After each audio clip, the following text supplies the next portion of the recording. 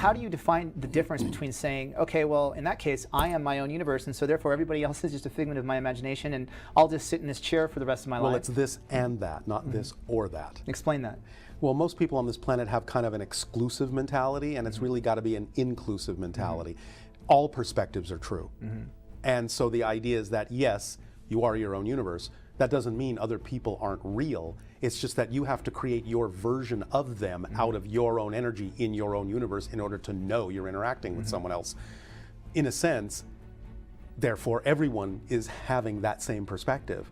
Everyone is their own universe, and they have to, by agreement, by a collective agreement, create interactions. We've all agreed that pigs can't fly, so therefore pigs can't fly. But right? in some realities, they probably can. But if I'm like, if I'm so convinced that pigs can fly, yes, then pigs can fly. In your reality.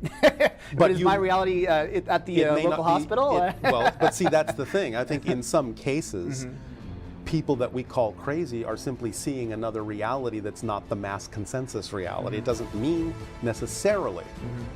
Not in all cases. It doesn't mean necessarily that what they're seeing is not just as real. To them. To them. And it may actually be just as real as anything is to you. But it may not be that they're sharing the mass consensus reality. And so we shut that out. We say they're crazy. Before you say anything else, I want to go to one more clip because this applies to that. Well, isn't everybody in this room experiencing the same reality? No, that's the point that you're missing.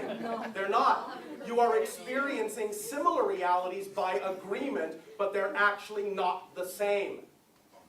So is there people in this room that don't have any clue and won't be affected at all by the FEMA camps, the 78 million? Correct.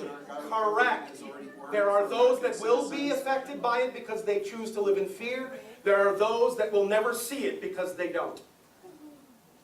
It's that literal. Can you share with us if the population of the planet is going to be significantly reduced? Which planet? Which Earth? This current reality. You're missing the point. You are shifting from parallel reality to parallel reality billions of times per second.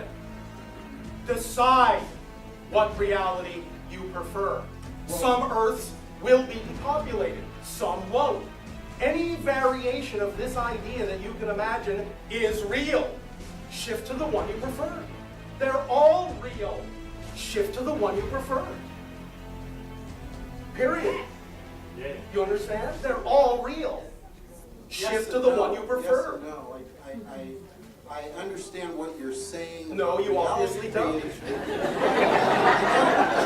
I wish I knew how to shift to a world where you are shifting. You are always shifting. The way you shift to the world you prefer with the energy you prefer is to be that energy yourself first and stop buying into the ideas of fear. But I try and look at reality of the world around me and interpret it.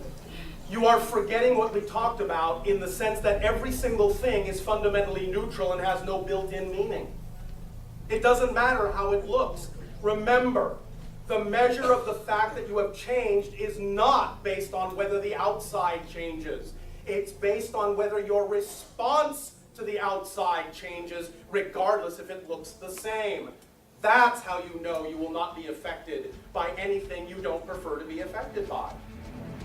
Because that's the energy state you've created, and it doesn't matter how it looks, and it doesn't matter what anyone else's intention is toward you. You cannot be affected by someone's intention until you believe you can be or choose to be. So are there people in this reality right now that just looking back to the past were not affected and didn't have a negative result from all the actions that have been taken so far? Yes. Wrap your mind around it. This clip that we just showed is this guy struck me in the audience. He came up, he's got this wild hair, and he says, what about the FEMA camps? what about chemtrails? What about this and the other thing? And I thought the answer was so awesome. Was, well, if that's true to you, then it's true to you. Sure. You know, it's not true to you or you, but it's true to you. What they'll experience. And that's and I find that really interesting, even from a psychological perspective, because if I think somebody's out to get me, well, pretty soon somebody's going to be out to get me because that's the way I'm acting. Sure. You know, and I think that that's what you're setting up. yeah, that's what you're setting that up. And so it applies on so many different levels. But what's interesting to me though is how do you shift? And I know you've said this before, is that the you know, notice the difference as much as you can, you know, Yes. to shift one version of reality to another. What's the best way to do that? Like, how do you notice that? Well, first of all, the first step is to realize we're always shifting. Right. It's not something you have to learn to do. It's recognizing that you're doing it, and then understanding consciously and intentionally that there is a particular reality you would prefer to shift to.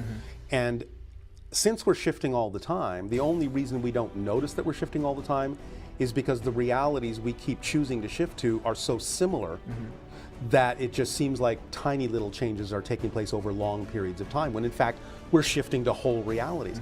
Once we know that and we start allowing the reality we shift to be different enough from the reality we shifted from, we'll notice that we're shifting all the time because the difference makes us notice it. But it's when the difference isn't so great, we just don't notice. So it's really taking, in a sense, a larger shift in the sense of making that reality look different, so different you can't deny that you've shifted to another reality. But how are you defining what different is? Because I can say like, well, tomorrow I want the sky to be green, you know, but it's not going to. It needs to be relevant to what truly actually excites you. So the idea is that what really is germane for your life is highly creatable. There are things that are simply not relevant to the reality stream you've chosen, and so while they're not impossible, they're highly improbable. You have to know the difference between what's relevant to the path of your excitement and what is simply fantasy for you. Right, because fantasy then becomes ego. And can, if I read my Bible or my you know, whatever, any great master's teaching, it's that as soon as you start operating from your ego, then you're basically again a victim, and you can't control any of that. Right. You know, you're not making this stuff up when you talk about parallel realities. No, you know, this is something that, you know, scientists have been talking about on a very mainstream level in quantum physics. You know, they already know that this exists. That you know, they can look at a particle that can go either this way or this way, and depending upon where they're looking, it'll go that way. Right. You know, and all you're doing is saying that concept applies to your entire life, not just in that reality. Not just on the quantum